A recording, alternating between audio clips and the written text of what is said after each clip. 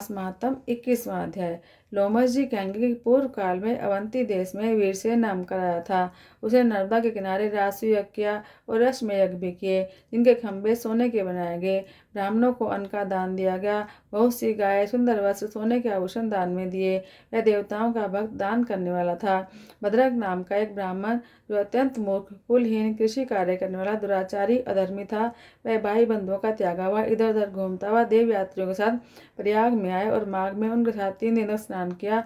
वह 3 दिन में निष्पाप हो गया और फिर अपने घर चला गया। वह राजा और ब्राह्मण दोनों एक ही दिन मृत्यु को प्राप्त हुए। मैंने इन दोनों को बराबर इंद्रलोक में देखा। तेज, रूप, बल, स्त्री, वस्त्र, आभूषणों में दोनों समान थे।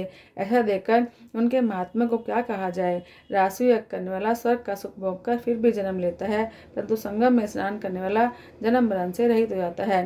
गंगा और यमुना के संगम की हवा के स्पर्श से ही बहुत से दुख नष्ट हो जाते हैं। अधिक क्या कहें। किसी भी तीर्थ में किए हुए पाप माघ मास में प्रयाग में स्नान करने से नष्ट हो जाते हैं। मैं पिशाच मोचन नाम का एक पुरातन इतिहास कहता हूँ। इस इतिहास को यह कन्याएं और तुम्हारा पुत्र भी सुने, इससे उनको स्मृति प्राप्त होगी। पुराने समय में देवदूति नाम का बड़ा गंभीर और वेदों का जानने वाला एक वैष्णव ब्राह्मण था। उसने पिशाच को निर्मुक्त किया।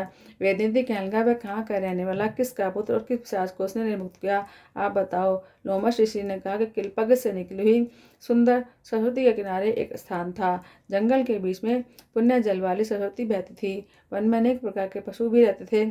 उस ब्राह्मण के श्राप के भय से पवन भी बहुत सुंदर चलता था। वन जो है चैत्र रथ के समान था। उस जगह धर्मात्मा देवदूति रहता था। उसके पिता का नाम सुमित्र था और वह लक्ष्मी के वरदान से उत्पन्न हुआ था।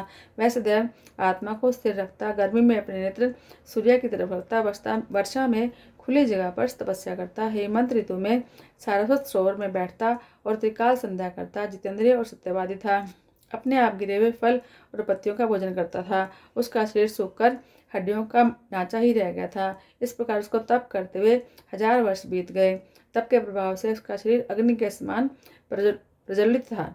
विष्णु की प्रसन्नता से ही वह सब कर्म करता। अदिति ऋषि के वरदान से ही वह श्रेष्ठ वैष्णव हुआ था। एक समय उस ब्राह्मण ने बैसाख महीने की एकादशी को हरि की पूजा कर उनकी सुंदर स्तुति और विनती करी। उनकी विनती सुनकर भगवान उसी समय गरुड़ पर चढ़कर उसके पास आए। चतुर्भुज, विशाल नेत्र, मेघ जैसा स्वरूप, भगवान को स्पष्ट देखकर प्रसन्नता के मारे उसकी आंखों में आंसू आ गए और उसने भगवान को प्रणाम किया। उसने अपने शरीर को भी याद न रखा और भगवान के ध्यान में लीन हो गया।